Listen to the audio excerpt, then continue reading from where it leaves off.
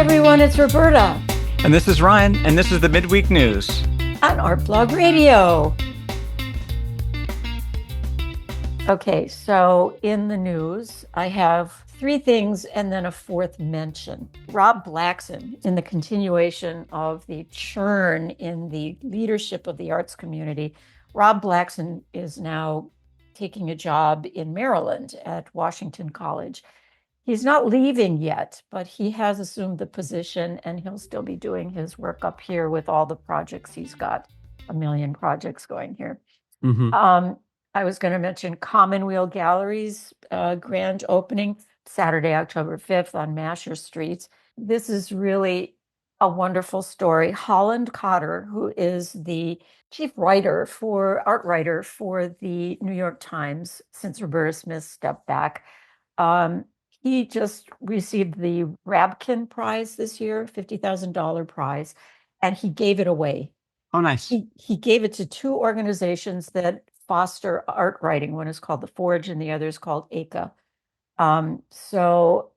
Unbelievable generosity. Hats off to Holland Cotter.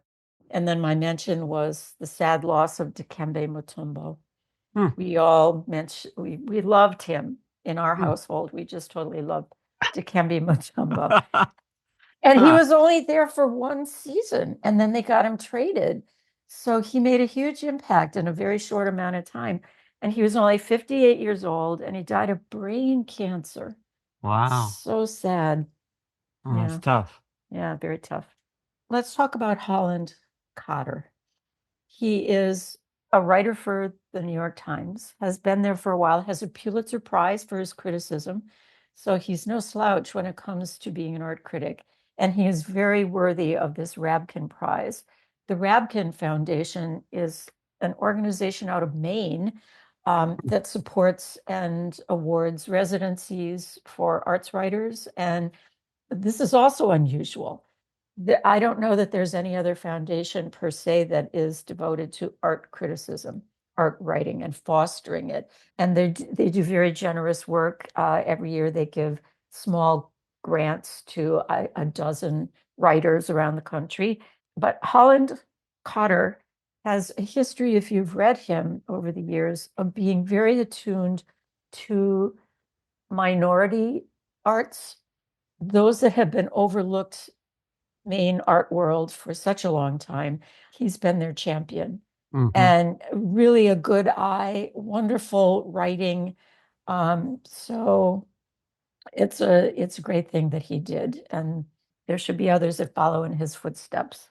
So, and Rob Blackson, I should say, he's working on a project that I am involved in called 100 People Listening, which I think I told you about a long time ago. It's in its fourth year now. We meet with a partner that we're paired up with sort of through some algorithm that they came up with to pair people that were interested in participating in a 10-year-long project that involved a connection to one other person for 1 hour, one day of the year. And then after that, it's up to you to go forward with the connection however you want. So I thought it was a great sounding idea for a project and quirky.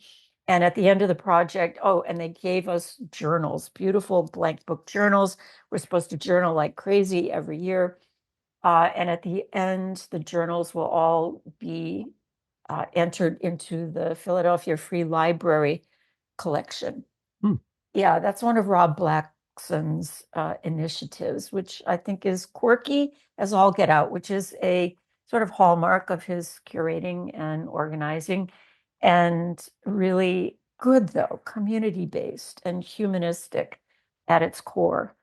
Another one that he did that I really loved was the Symphony for a Broken Orchestra. Do you know that one, Ryan? It's when he was the curator or director of Temple Contemporary.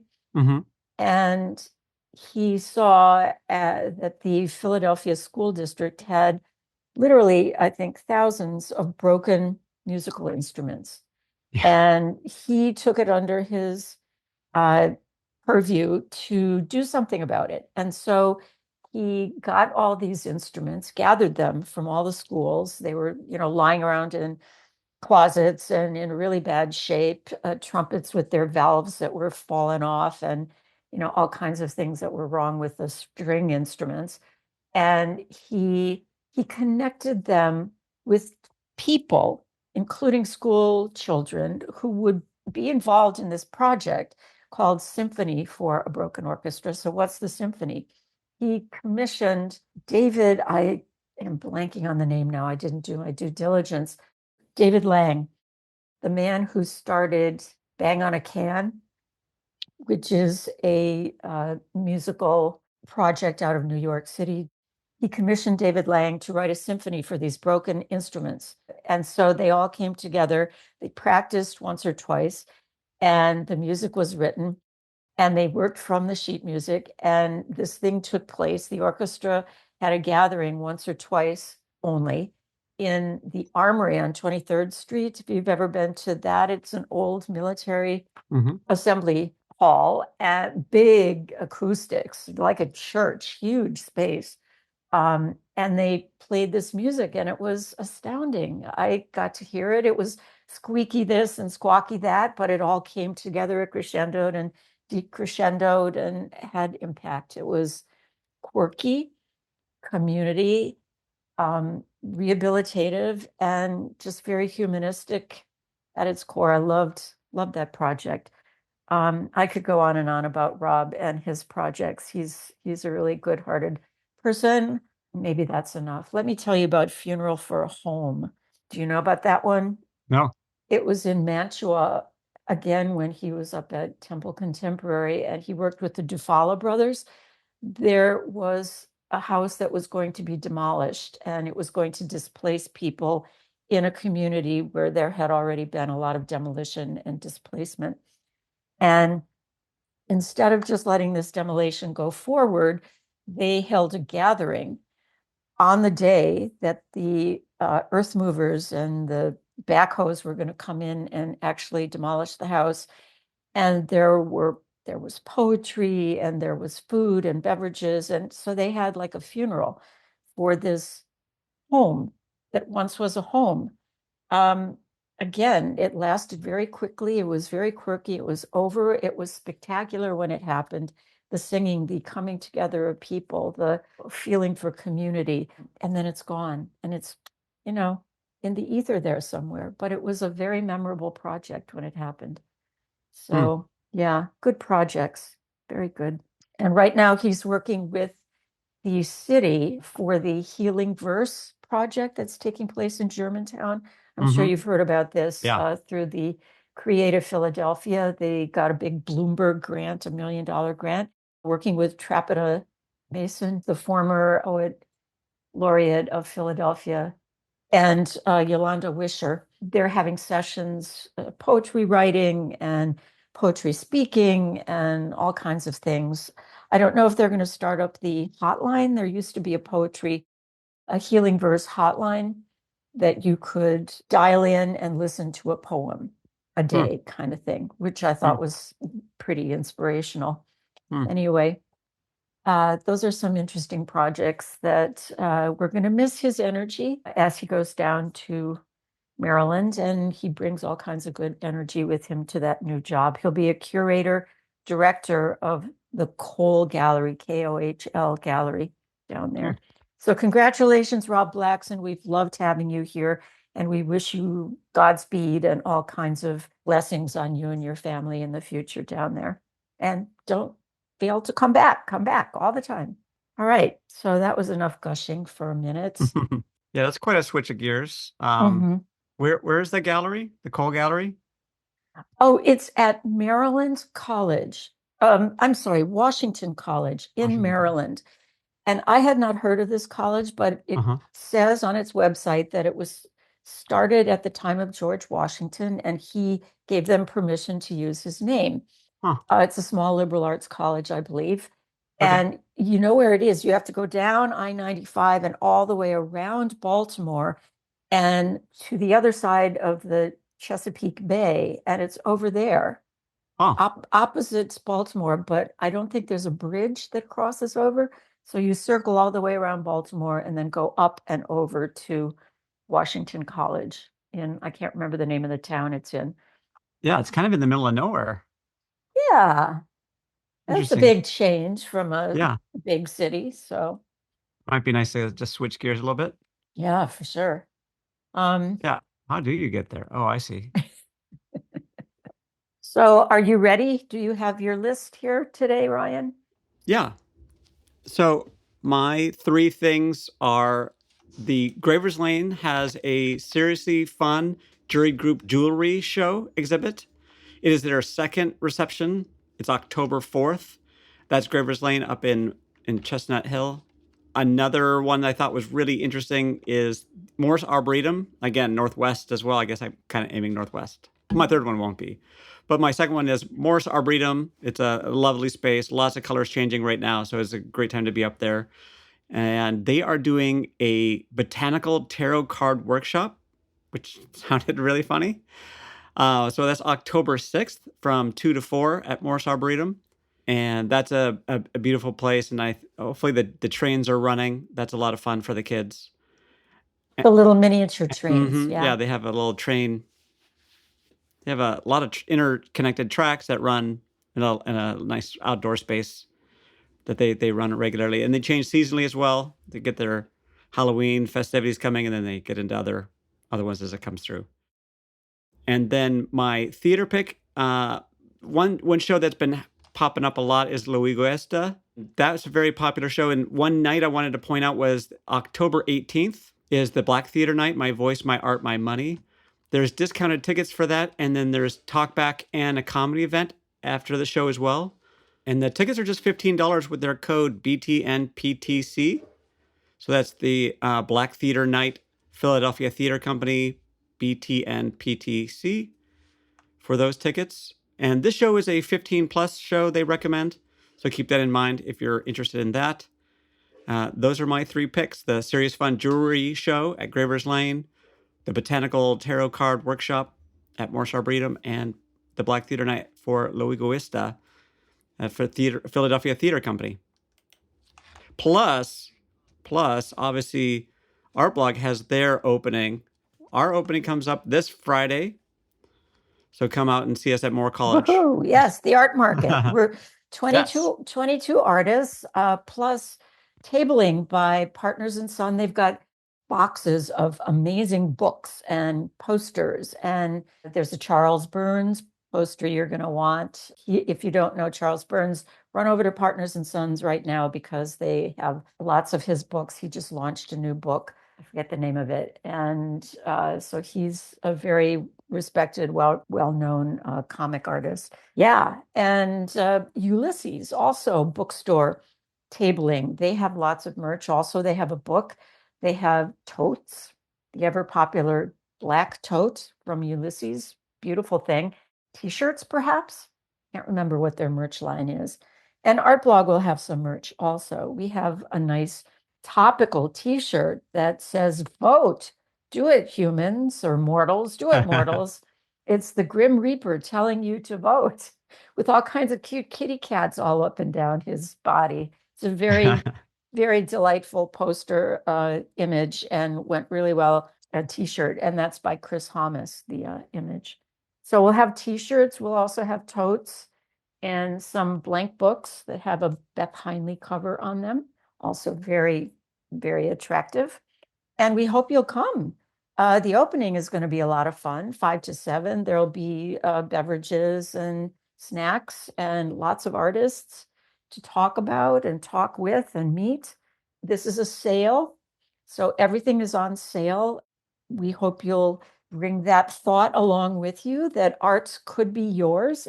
It could hang on your walls or be on a shelf in your house. There are a couple of really cute little assemblages that would look beautiful on a shelf in anybody's house, and they're quite affordable.